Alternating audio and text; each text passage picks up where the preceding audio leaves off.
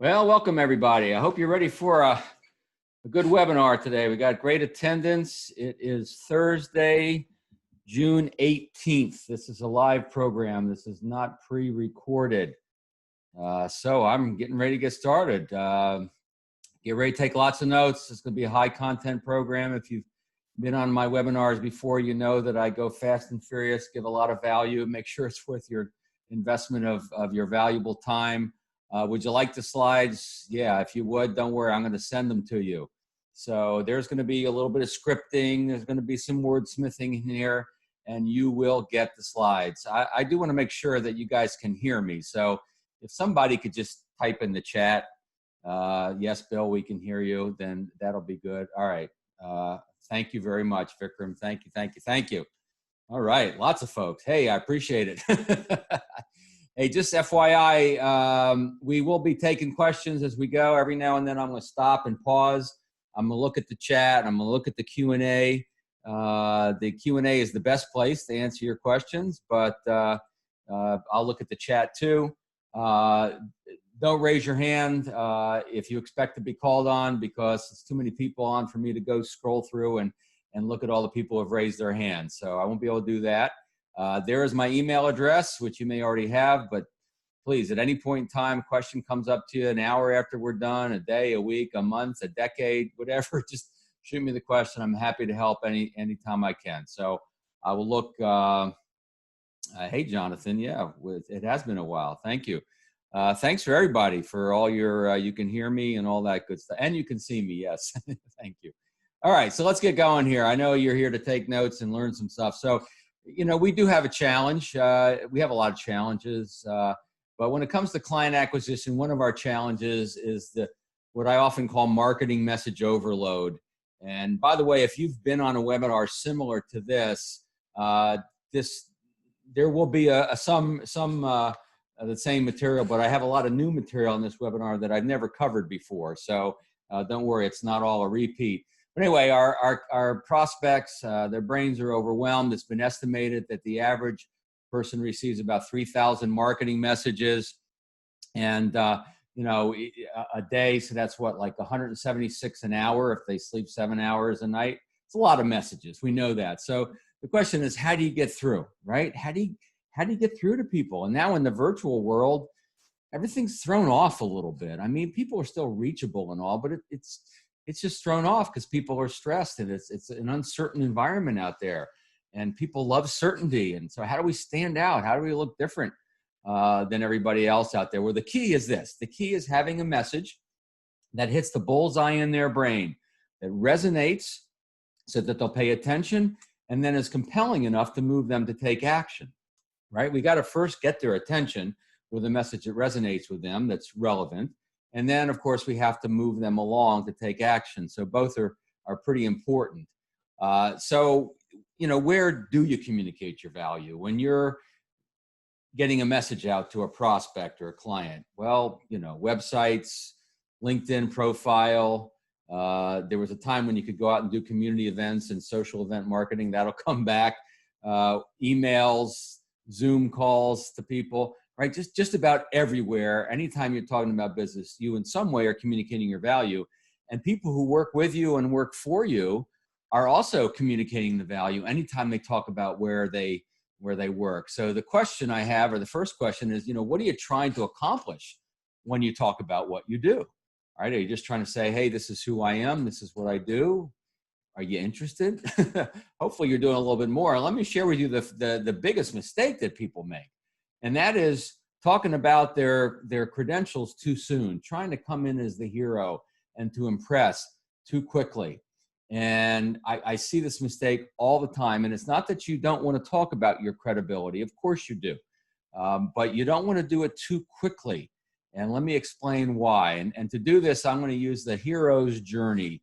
If you're familiar with this work from Joseph Campbell and a lot of folks since then, we'll use Star Wars, one of the early Star Wars, as an example, but most adventure movies and a lot of movies and books follow the hero's journey. So in the early Star Wars, the hero was, of course, Luke Skywalker.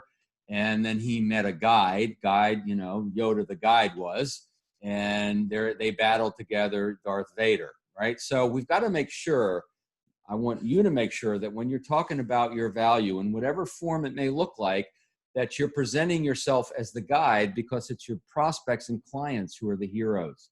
And you're going to see how that plays out in some of the examples I'm going to give to you. They need to be the hero of their story. They want to be the hero of their story.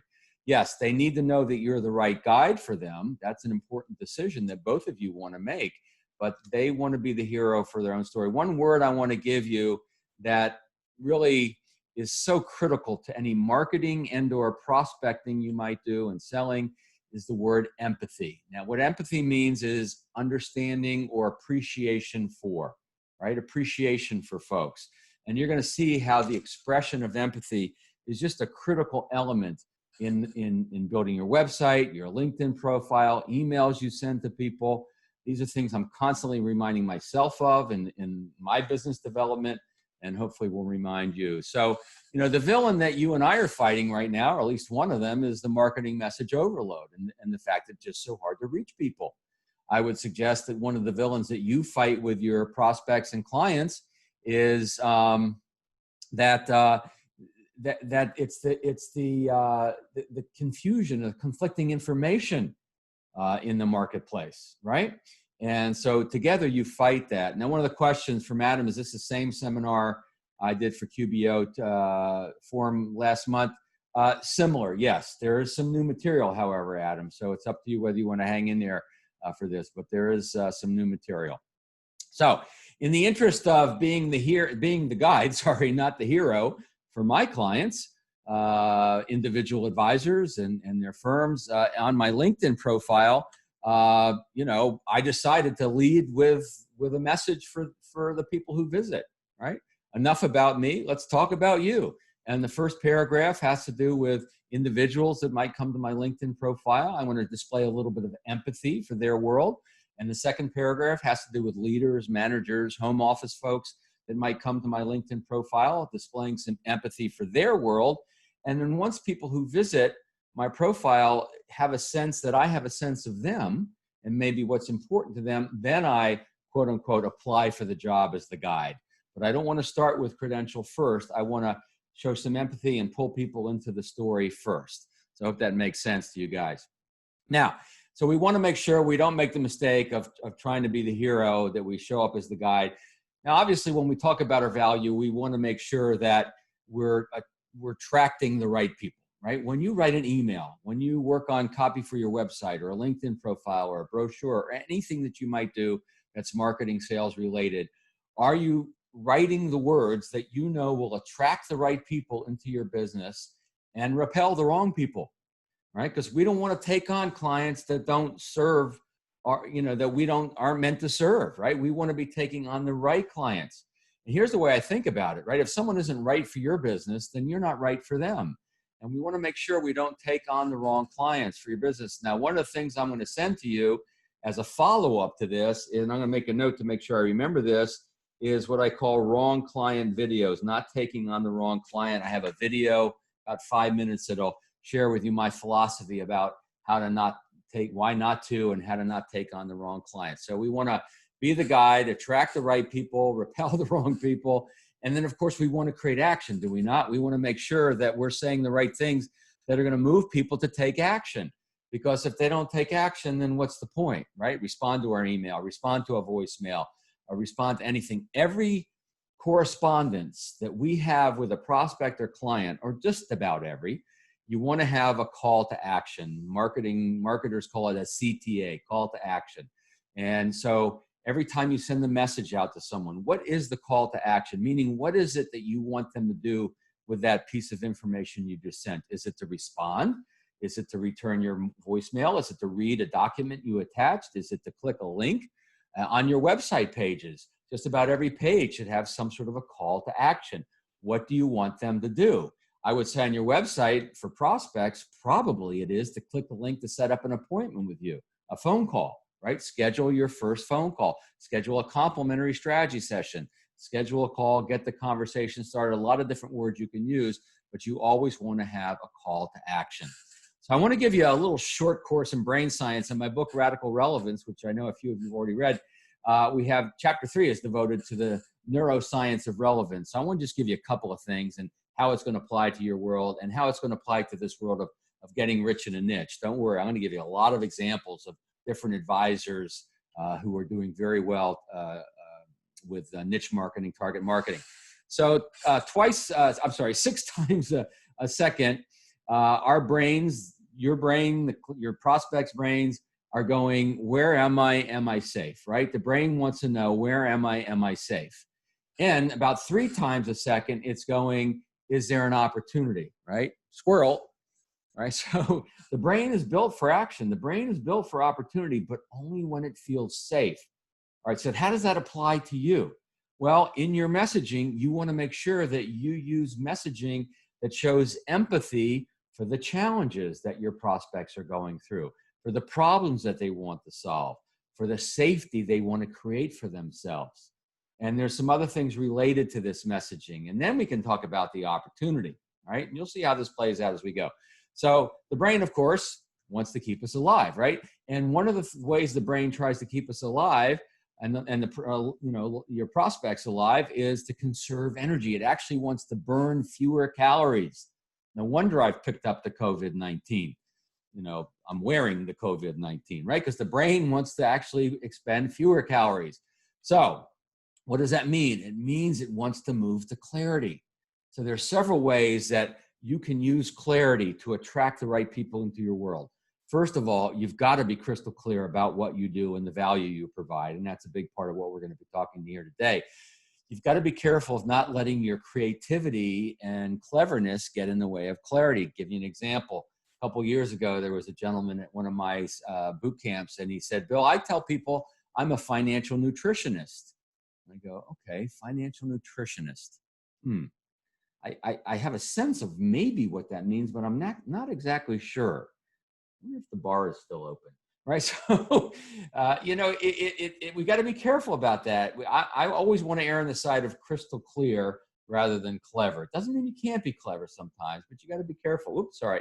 Another place you want to provide clarity is in how to work with you. And here's what I mean.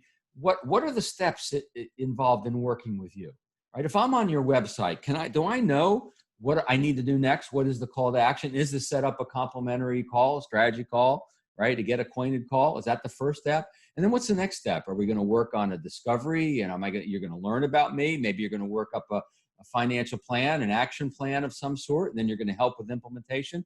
What does that look like? Spell it out in 3 or 4 or whatever, very simple steps on your website so people know exactly what to expect. People need clarity, and related to that is certainty. That's why during the COVID-19 pandemic, things are a little stressful for people because there's so much uncertainty, and the brain needs that. Another place you provide clarity is just in the work you do of helping people get clear on where they are and clear on where they want to go and how it's going to take them there, right? And when you target a niche, you're able to do that much more effectively. You know the strengths or weaknesses of their benefits package if they work for a large company. You can help them create clarity in their current situation and then claim clarity for later, and the brain loves that. So all of this is feeding into what we're going to be talking around targeting a niche market. One more little lesson in brain science, and then we'll get into the targeting.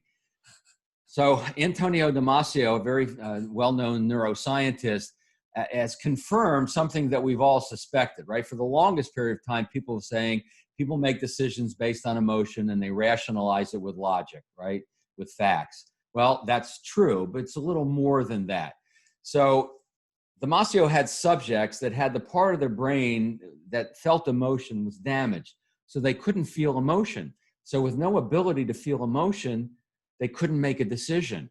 No emotion, no decision. So what he proved is at the core of every human decision, every decision your prospects and clients make is emotion. Now, where does that leave logic? Where does it leave Morningstar reports? Where does it leave illustrations for insurance, annuities, and all kinds of the things that you sell? Well, it still needs to be there because those statistics, those illustrations, those graphs, the logic you use can actually create an emotional response.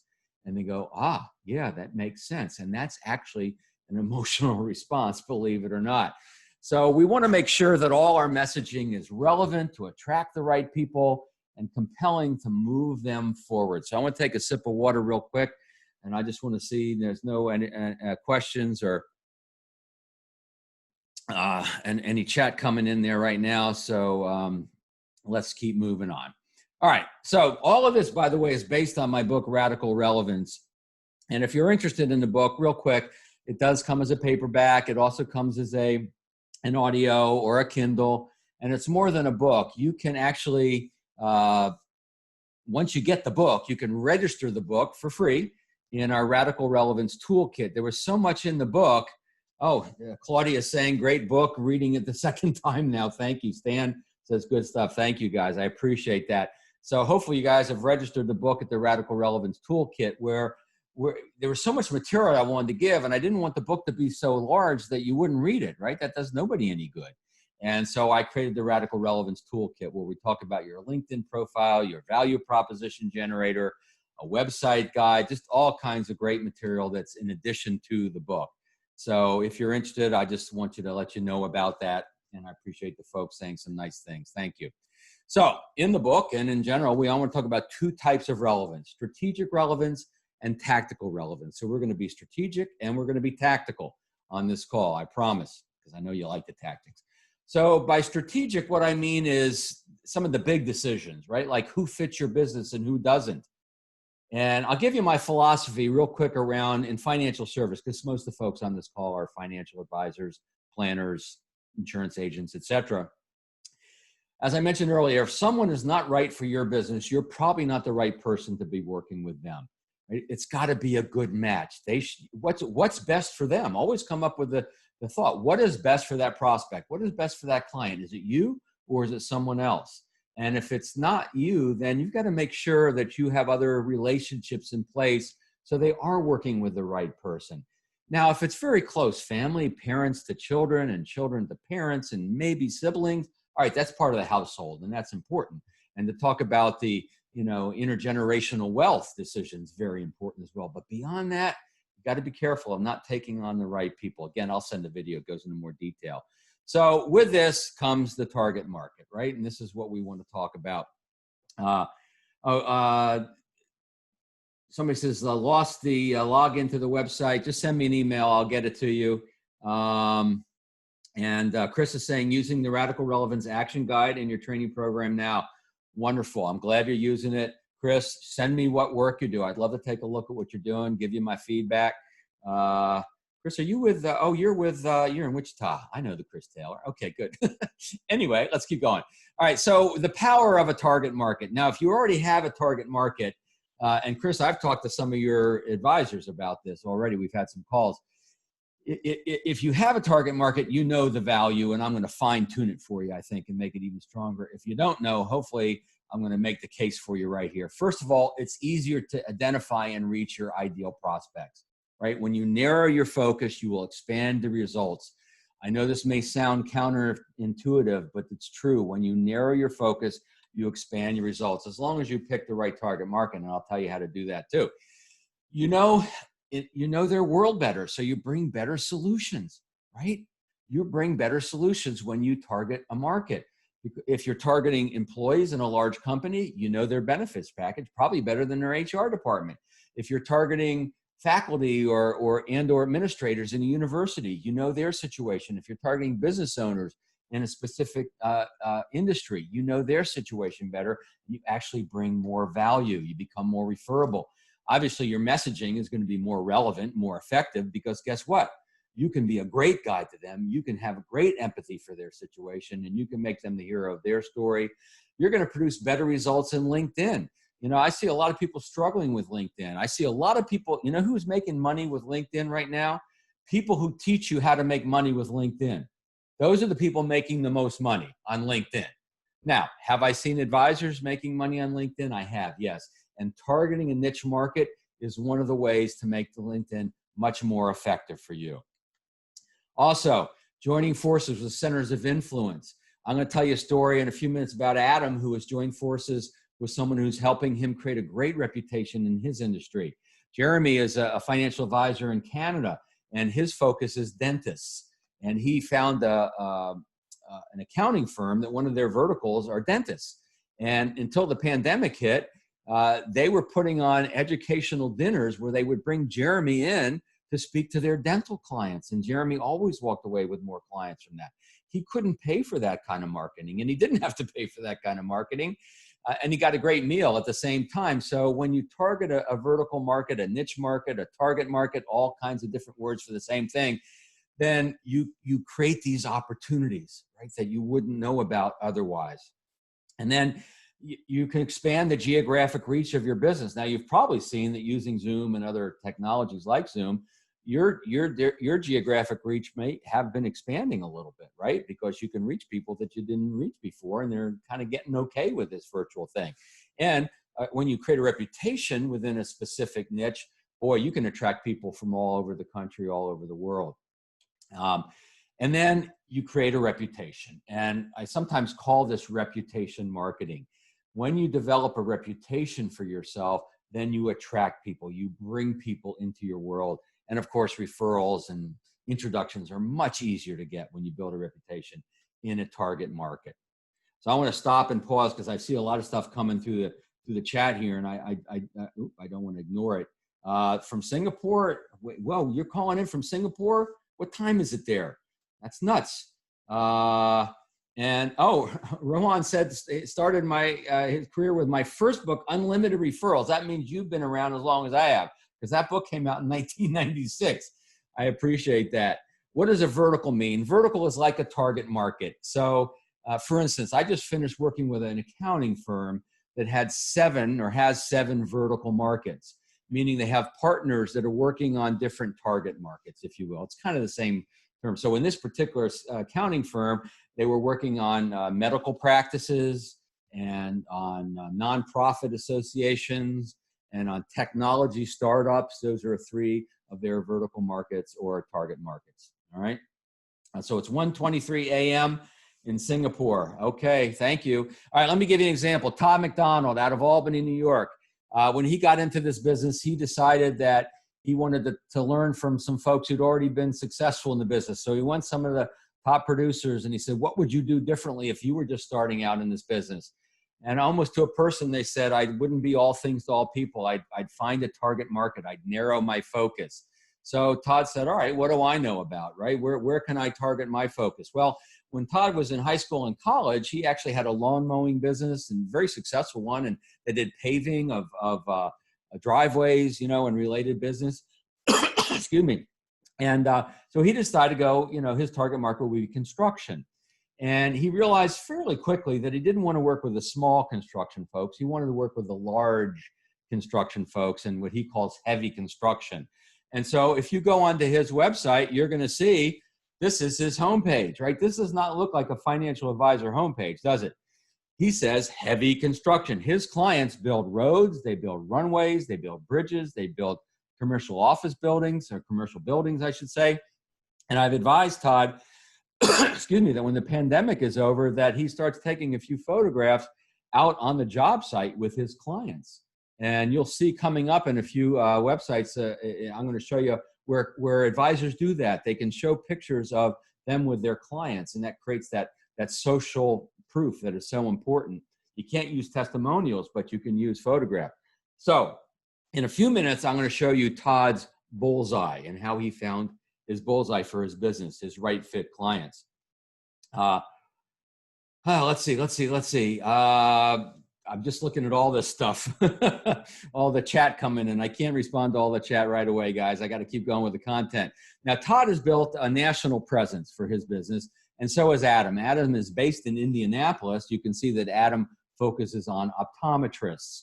And one thing that Adam, when I interviewed Adam for an article I was writing, one of the things he told me that if he had any regret at all around going after optometrists, it would be that he didn't do it 5 years ago, because it's allowed him to build such a successful business where people are literally calling him.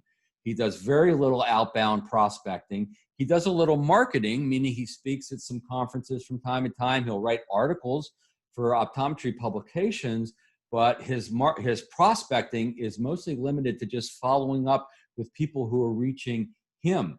and he's been very successful. And in a few minutes, I will show you his bullseye and how he found his bullseye. Let me tell you about Russ Thornton. Russ is in Atlanta, and this red line is something that I drew. Hopefully you could see that. So he focuses on professional women and their families. Getting very clear, his website, Wealth Care for Women. 2 places you can see that he focuses on women. Now, what I love about Russ's website is that he's using language that his prospects and clients would use, right? Thank you, Jonathan. I would love to come back and speak with you guys. So he's most websites use language that's typical financial advisor speak, right? Everybody kind of says the same thing, but no, he's pulling them into their story. He's showing, you can see with language like this, he's showing empathy for their situation. And that's what you want to do. And so you're going to get the slides, so you can look at all these, you can read it. I know I'm going fairly fast. One thing I do like about Russ's site is at the very bottom of his homepage, he talks about his client-focused why. Again, he creates that personal connection. You want to create that personal connection. And with typical financial advisor marketing speak that's probably written by your compliance department, it's hard to create that personal connection, but that's what you want to do. And you'll see how other people are doing it as well. I'll give you lots of examples coming up here. All right.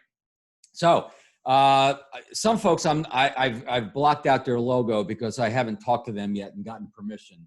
Todd and Adam and Russ, I have. So this particular person I found focuses on Boeing, right? So the typical niches are large companies. Luke Wiley is an advisor in Cincinnati, and he focuses on Procter and Gamble, right? This person focuses on Boeing employees. It says it right on their website, right? And so look at this. We've worked with hundreds of Boeing employees, right? Everyone's goals are different, but extensive knowledge of Boeing's pension and benefits plan can help you maximize your retirement, right? It's showing a knowingness for, an appreciation and empathy for, and to create the opportunity, right? You're probably, if you work for Boeing, you're probably wondering about this. What does this do? This distinguishes this firm from anybody else out there that's trying to reach Boeing employees, right? This is how you cut through the noise. This is how you get people to listen to your message. You focus on a niche market. You narrow your focus, you expand your results. Now you got to find the right market, and we'll talk about that. This particular advisor I haven't also spoken to yet, so I wanted to.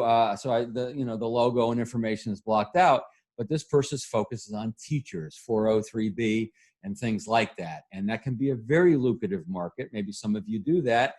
Jeff Chaddock out of Dayton, Ohio, very successful, has done that. I should go back and talk to Jeff, and I can feature his website, right? So again, it's showing empathy for, understanding for. This is how you stand out in the marketplace.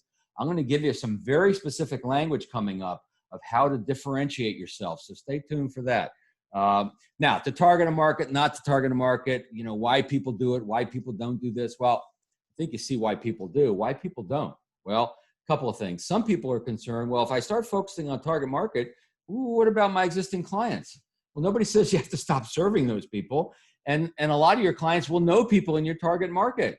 And you can go to them and you can say, hey, George, I just want to let you know that I'm doing a lot of work with medical practices right now, specifically, specialists in the medical field. And if you know anybody in your family or friends or folks, I just want to let you know I'm doing a lot of work for those folks right now, right? Doesn't mean I'm not doing work for you. They may know those folks. And some advisors like to scale their business and build their business by taking on another advisor, a junior advisor that maybe will focus on some of those folks that aren't in the niche. That's totally up to you. The other thing is, if I just focus on these people, I'm going to miss all this opportunity. Well, yeah, you might miss all this opportunity, but you're going to be so successful here. If you pick the right niche, you won't even notice and you won't even care. And I'll show you some folks who've done that and done that successfully. So here's the bottom line.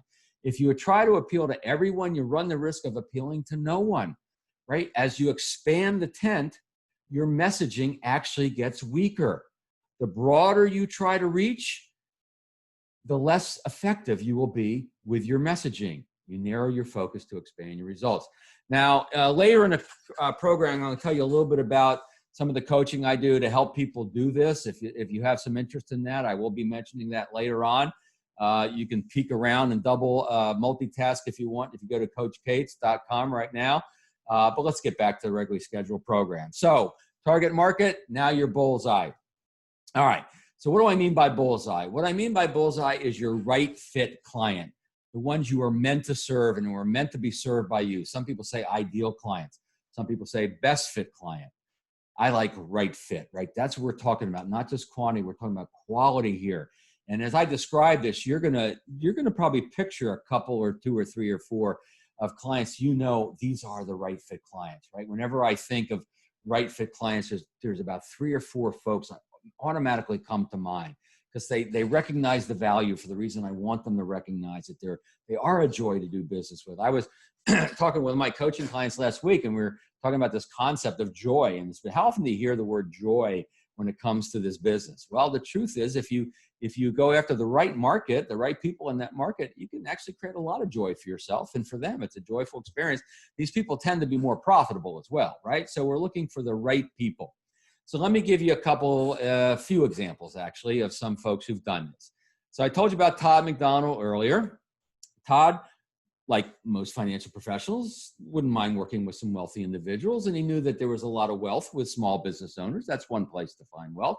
And so he talked to some other, successful advisors, and they said, well, focus maybe on an industry, a specific industry.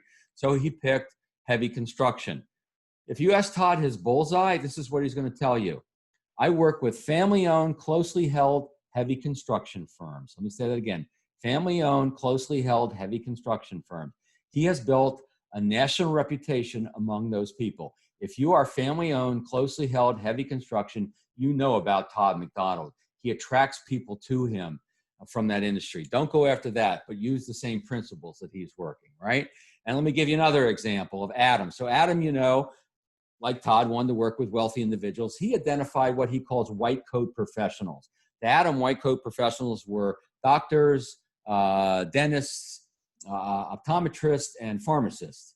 And he started to focus on those 4 and realized that each one was very different. And the things he needed to say and how to reach these people were very different. So it was almost like starting 4 different businesses at the same time. So he finally narrowed down to optometrists. Well, it just so happened that his wife is an optometrist, and so that made sense. But in working with optometrists, not only has he become a great financial advisor in their financial world, he's become a great business advisor to optometrists. And that's how he brings a whole lot more value and stands out from many generalists that might be, reaching out to those folks. Now, here's his bullseye. His bullseye are optometrists that want to sell their business within 5 years to a private equity firm. Let me say that again. Optometrists that want to sell their business within 5 years to a private equity firm.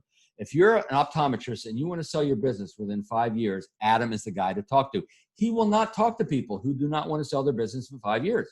He doesn't care, right? He's attracting the right people, and they are calling him. He closes, he says, about 90% of the people that reach out to him, they become clients. Why? Because they know he's the guy to talk to in this area.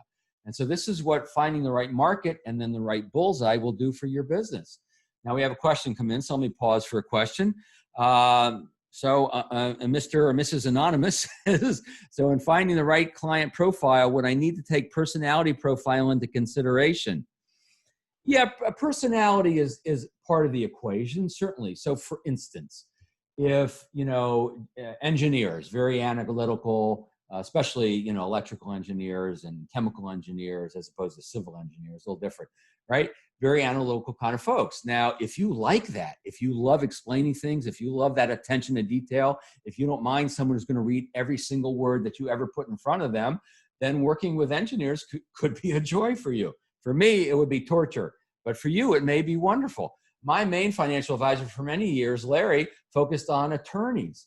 I don't like to work with attorneys, generally speaking, but he loved it, right? So yeah, a personality certainly is sense. So joy to do business, right? So it does make sense that, and you'll see this in a minute, Mr. or Mrs. Anonymous, that how to start to think about the right niche for yourself, right? So let me tell you about Lizzie. Lizzie Metzger is in El Paso, I believe. This is her sitting with some actual clients, which allows you to use that social proof. And so Lizzie has 5 what they call personas or avatars or ideal clients. And so let's say if I go to Lizzie's website, if I get referred to Lizzie by a colleague of mine, and I'm going to say, all right, let me see who this person is first, right? Which people do. And I'm a physician, I'll click on physicians, and I'll go to the part of her website that talks to physicians. And there's a video there, and I've encouraged her to turn that watch video button into an actual, video player so people can see instantly what it is. Now look at the photographs on her site. The photographs on the right are such good photographs. At first, I thought they were clip art. And then I realized these are actually clients of hers. And so she's using that power of social proof by using photographs of her clients, and clients on the left coming into her office. So this is how you can show that knowingness, that appreciation, and that value add for people in your niche. And I see some other questions coming in. Don't worry, we will pause for them. I'm talking fast. I'm giving you a lot. Mickey Rosenzweig lived in and based in New York for many, many years. Now he's spending a lot of time in his office in Florida. He has both. And forever, Mickey is focused on very successful medical professionals, a lot of specialists who make $500,000 to $1 million a year. And so if you go to his website, you're going to see medical professionals, right? But he's also worked with a lot of small business owners over the years, likes a little bit of that variety. And so he didn't want to leave those people out. He wanted to say, yeah, you're welcome too. So if you go to his website, you'll see that you self-identify, right? Are you a medical professional? Are you a business owner? You enter the site, and then you get everything that's totally, perfectly, radically relevant for you. I think I have a couple more. I love this. I'm not sharing whose site this is because I haven't talked to them and gotten permission yet. So it's totally anonymous as far as you're concerned. But these are the 3 people that they serve. They're 3 ideal client, best fit clients. This is right under the banner. So you look at the banner, you scroll slightly, and this is who, so you see who we help. Oh, do they help me? I don't know. Let's look. Family steward. Now, I'm not really a family steward. I'm not a woman in transition. I'm going to be a thriving retiree, so maybe they're not right for me, Bill Cates, but they might be perfect for somebody else, right?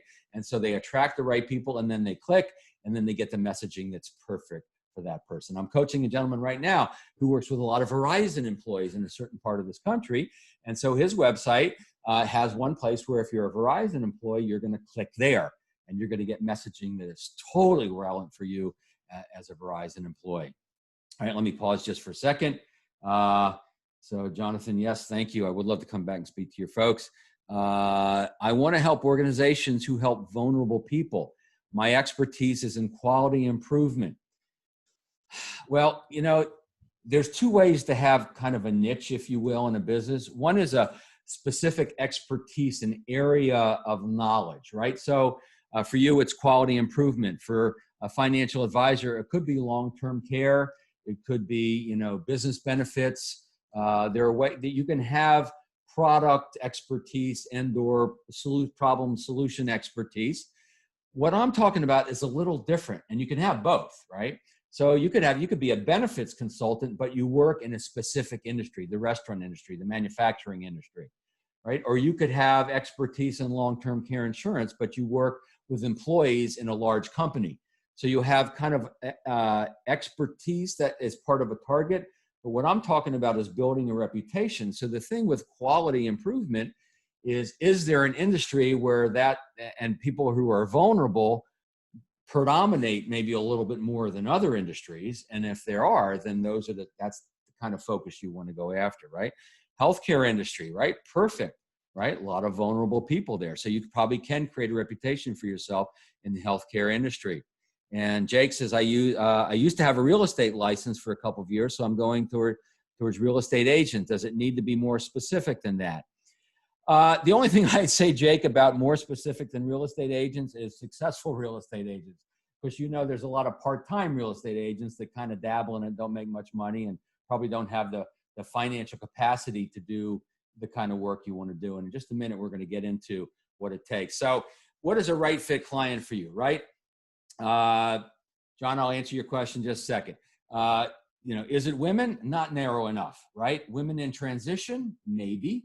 Professional women? That's pretty cool because you can identify where they congregate. That's one of the key ingredients is where do these people hang out?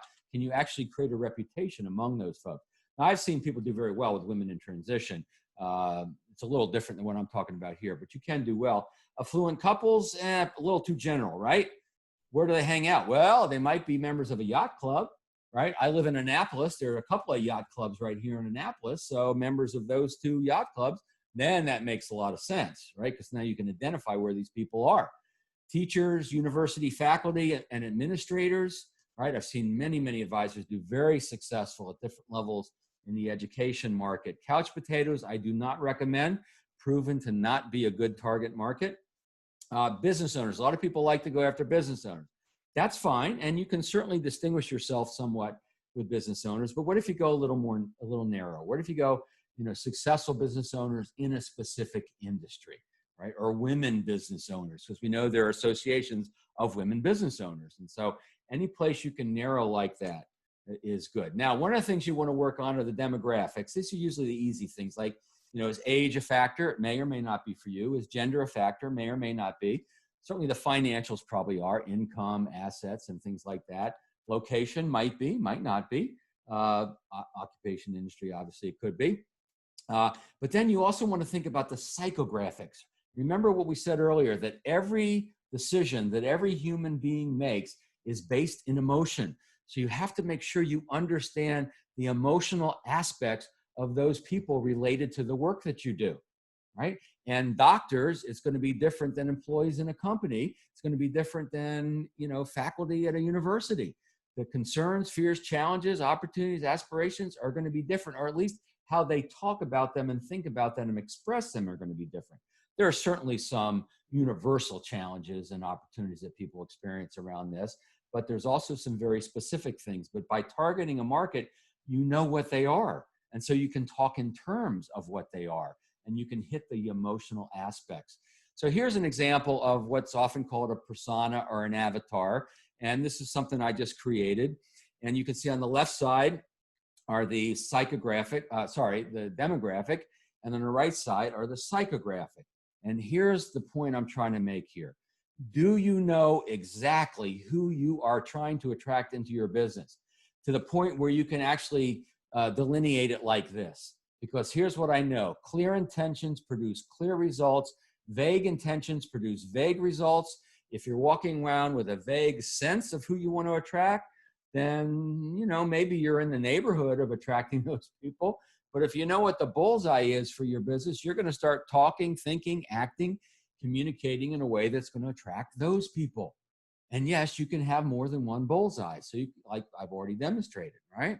So the bottom line is the more precise, the more powerful, right? The more precise, the more powerful. All right, so let me do a couple of little chat things here. I've got so much more I want to cover. I target attorneys on LinkedIn. However, because I'm part of a firm, multiple offices and partners, I can't customize the website. So what are my options, right? So it won't be on your website, but you can have other materials, other collateral materials, PDFs, things you can send to them with an email. Perhaps on your LinkedIn profile, you might want to use your LinkedIn profile more than your website. So there could be probably some options there. Jonathan says, we recently got the account for Fairfax OPD and firefighters, 6,000 members. I've seen many advisors. In fact, I'm coaching a firm now where one of the gentlemen is a retired firefighter. And as you might expect, he's working with a lot of firefighters, and these guys and gals, can save a lot of money over the years. Blue collar wealthy, you might call them, and can be a very, very good niche, right? Can they customize LinkedIn, as Mick asked? And yeah, hopefully if they can, then that could be an option around not being able to customize the website. So Aaron, the work we did with Aaron is that we got everybody on his team communicating the same value proposition. So anyone who works with you or for you, you want to make sure that everyone's, flying in the same formation, if you will. And that way you'll be able to communicate the right value and attract the right people and not worry about the wrong people, because you won't be attracting them into your business. All right, so here's what you've been waiting for. Characteristics of a target market. All right, so first of all, it has to be large enough. And someone earlier asked about that. Yeah, it's got to be large enough. Now, sometimes there could be ancillary markets that are related to it that makes it large enough. And remember, now using virtual, you can extend the geography a little bit. But if you live in a very small town, it may be a little harder to do that. Maybe just business owners, and you can't do business owners in a specific industry. They've got to have the financial capacity for the work that you do, right? The work you want to do. If they don't have the financial capacity, then it's not a good match, obviously. You certainly want to pick an industry or a company or a niche that's growing and stable.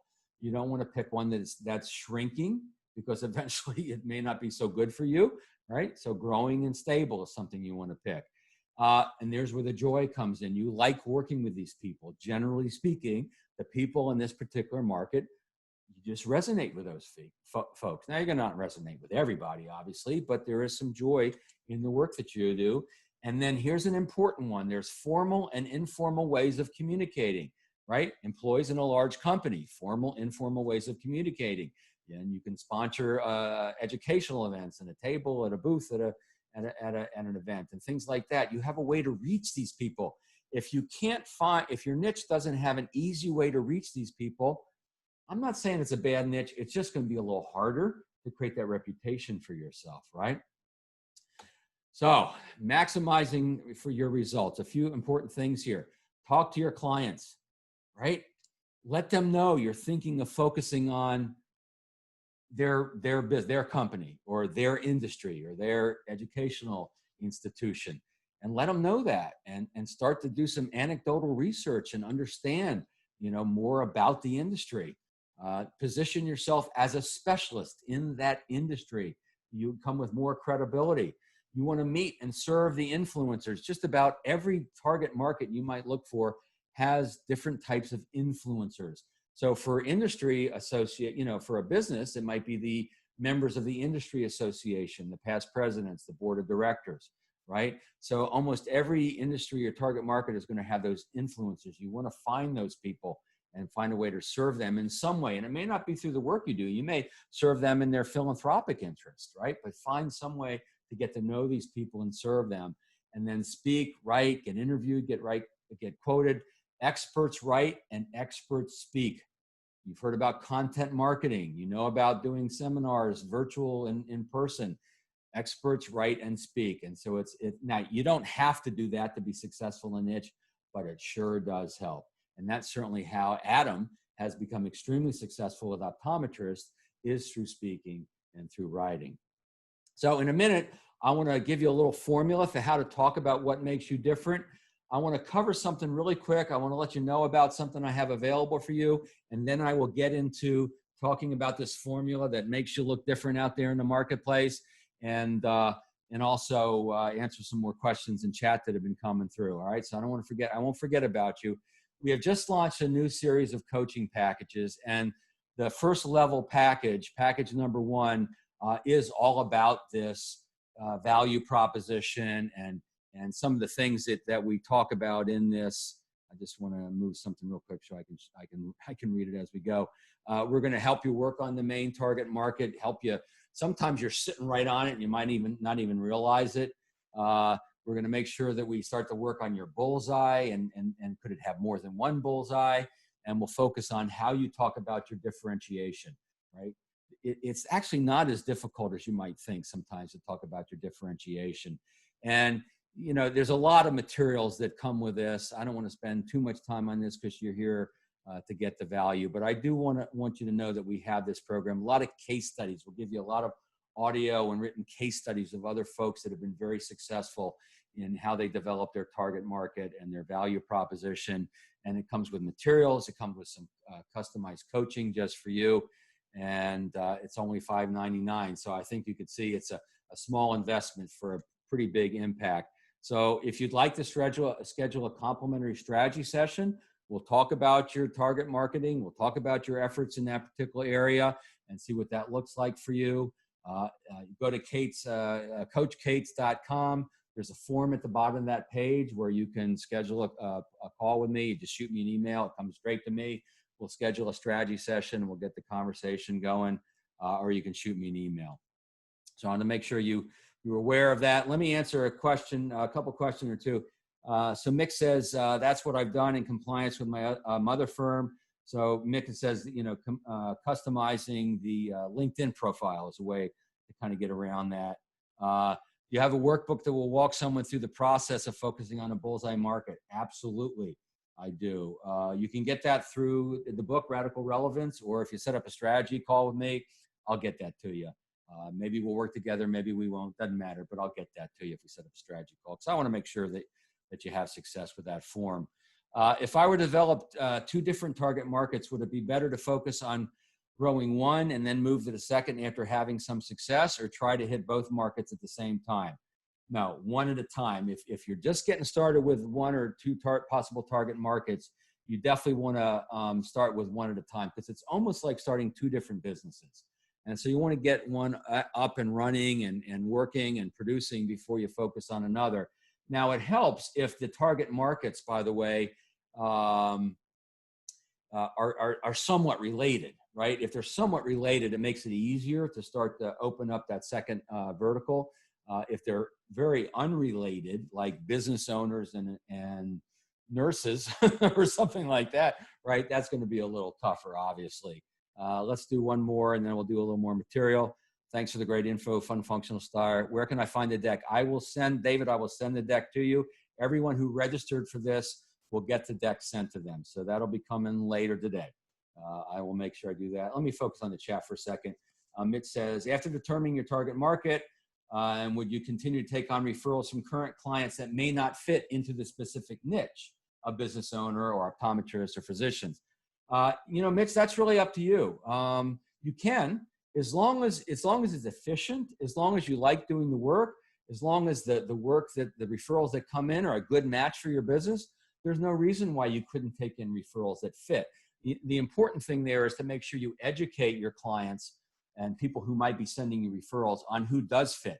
So they only send you people that fit, and you don't get caught up in that limbo of, do I take them? Do I not take them? Because then you start to cut into your efficiencies and profitability of your business, right? So yeah, you can definitely take on people that don't fit. I mean, that aren't part of your niche, as long as it's still the kind of work that you like to do. So I've been showing you guys some results of some of the folks that we work with or at coaching. Let's talk about tactical relevance. I think you're going to love this formula. And we're going to finish everything and answer some questions as we go.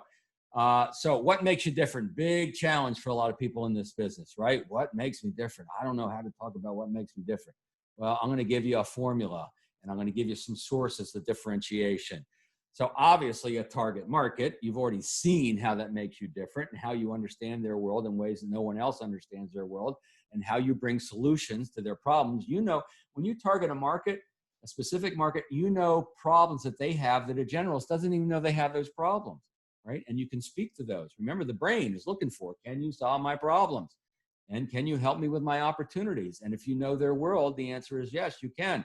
Now, you may have a special expertise, like someone was saying earlier about, working with vulnerable individuals and helping with that sort of thing. And yeah, if you have credentials and a specific expertise, that's certainly something that sets you apart. So a lot of advisors, for instance, have worked with families that have special needs children.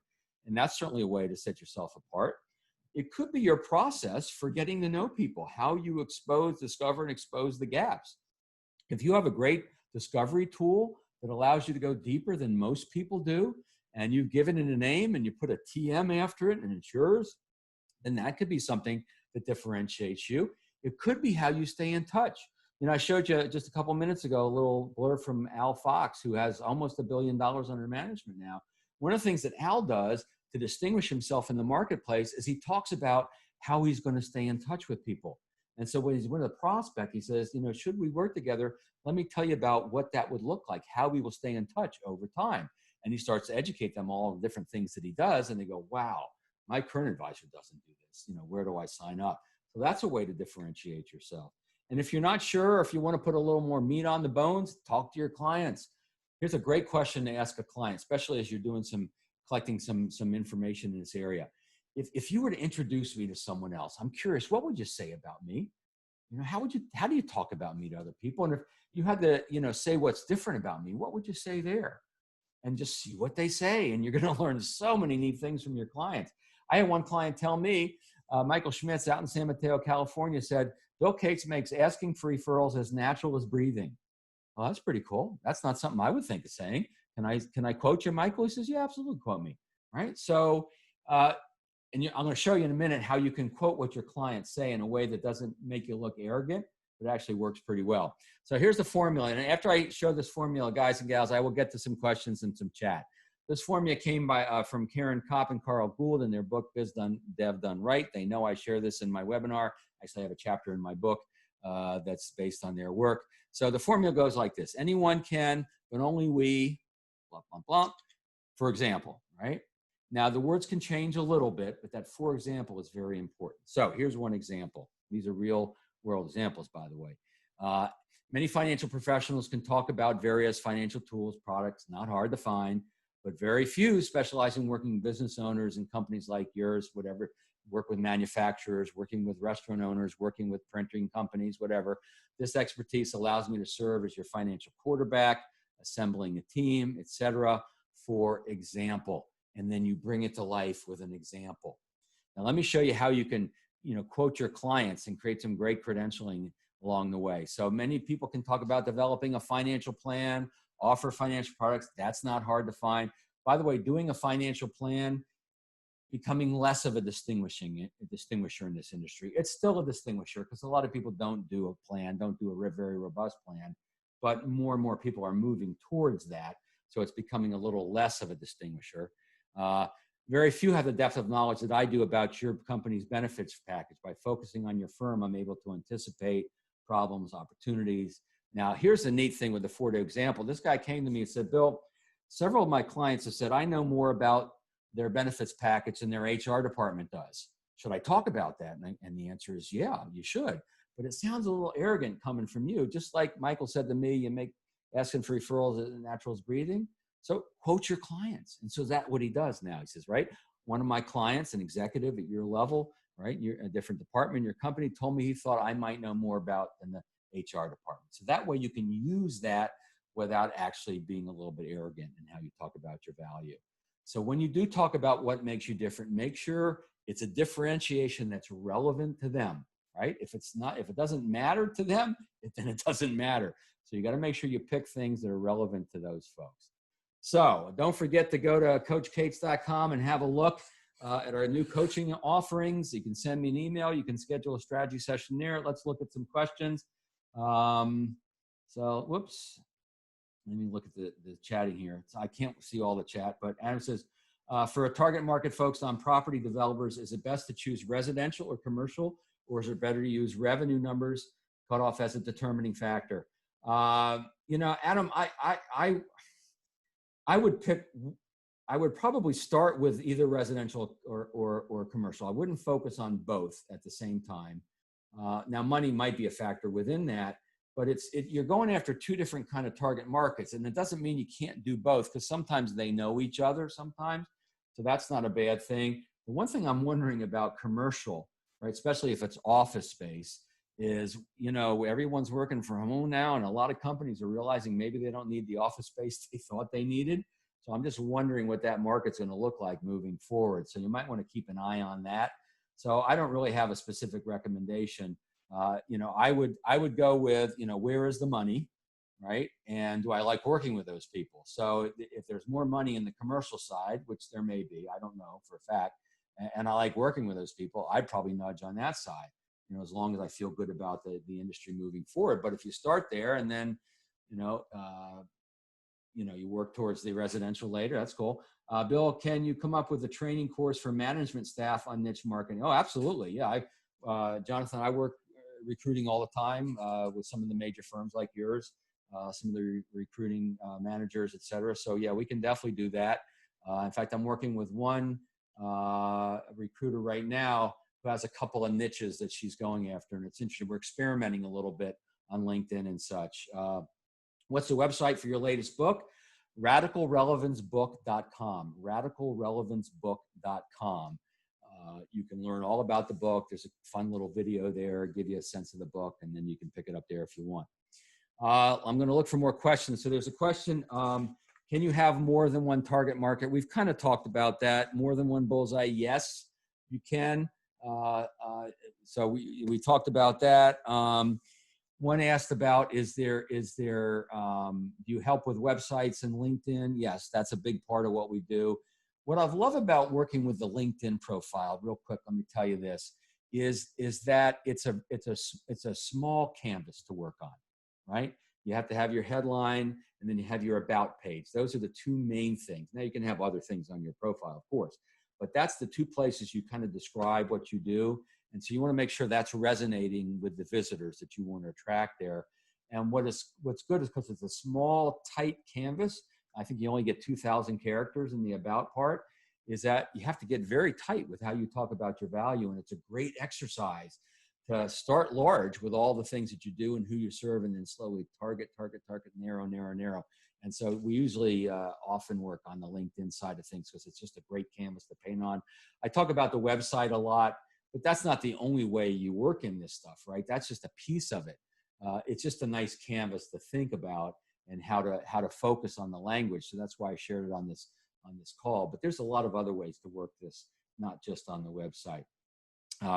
So let me just look and see if there's any other questions. Do I have bigger programs other than the target market, value prop? Yeah, if you go to coachcates.com, you'll see the other programs. We have a program on referrals, how to create more referral business.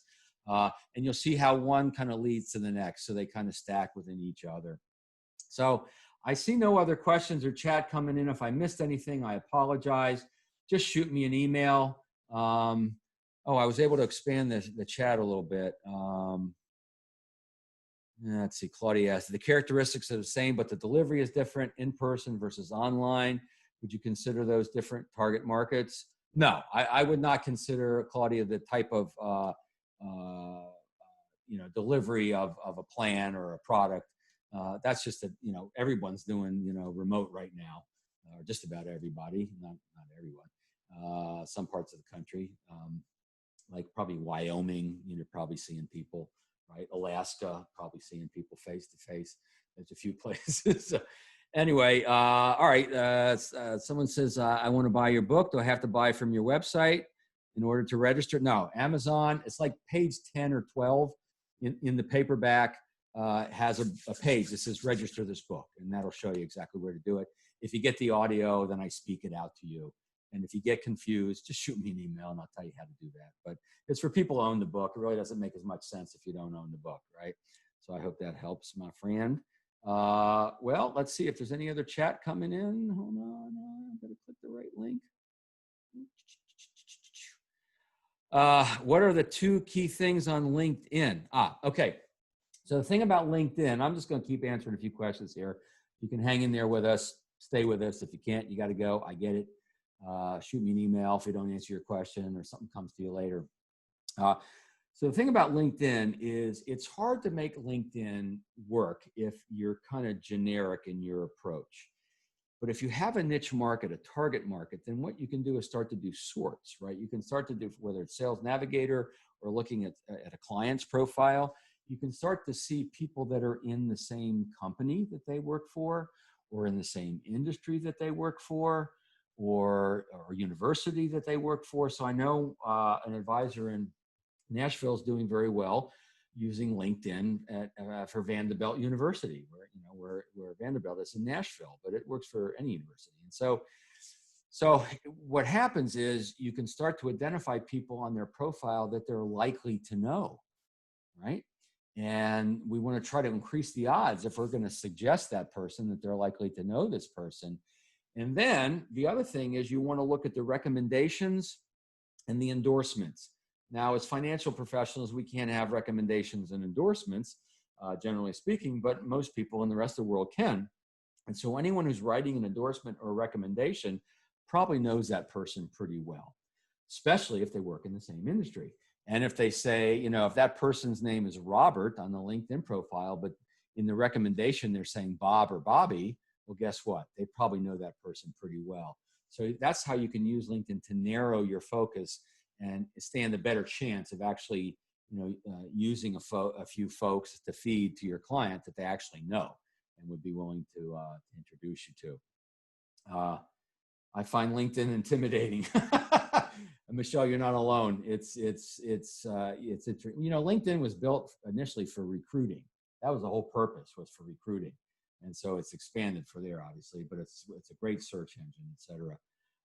Sandon says, many thanks. Thoughts on your best training, professional referral partners. Thoughts on your best training for professional referral partners calling on FAs and generally professional referral partnership development. Sandon, send me an email. Probably best to answer that with an email, maybe even a quick phone call. Yeah, I want to do justice to your question, make sure I fully understand it, and happy to hop on the phone with you for a few minutes. Is the summary and headline the key? Yeah, those are the keys in terms of LinkedIn, of how you talk about your value, because those are the two places that most people are going to go to. Some people will look at videos and posts you have, but most people, some will look at, credentials, some will look at education, but almost everybody goes to the headline. Everyone sees that because that's what shows up, when you do a search, even if they don't open your LinkedIn profile. So I'm going to have to go, guys. I have some other things I got to prepare for. I got a couple other questions and I'll get to them, and then I got to go. All right. So David says, being unique is important. Yes. Most buyers of anything in addition to hiring a sales coach like me, but people need what they recognize. Exactly right. You got to there's a balance between being unique and recognizable, right? If you're too unique, if you're too creative, you're too clever, and it doesn't already exist in their brain, then they're not going to understand it, right? It's going to fall on deaf ears, so to speak. It's actually very hard to be unique, right? It's very hard to be unique, but you can be a little different, right? You can say, one of the things my clients say to me that makes me a little different, or how my clients tell me I'm different, is this. And so sometimes you can use what your client. So thank you for all the great comments, you guys, Gerald and Andy and Stan. I appreciate your great comments. I hope everybody found this valuable. I am going to be sending out the slides. I'm going to send out a couple of added value things like a video I mentioned, a couple of guides. So you'll get all of that later today. And if you're interested in, in the potential of working with me, we'll set up a strategy session. We'll talk about it, what it looks like. See if it's a match, see if it's not a match. It's not a heavy sales conversation. It's really just to figure out, does it make sense or not? All right. So thank you, everybody. Appreciate you guys showing up and being here for this. And for now, I'm going to close out. Bye.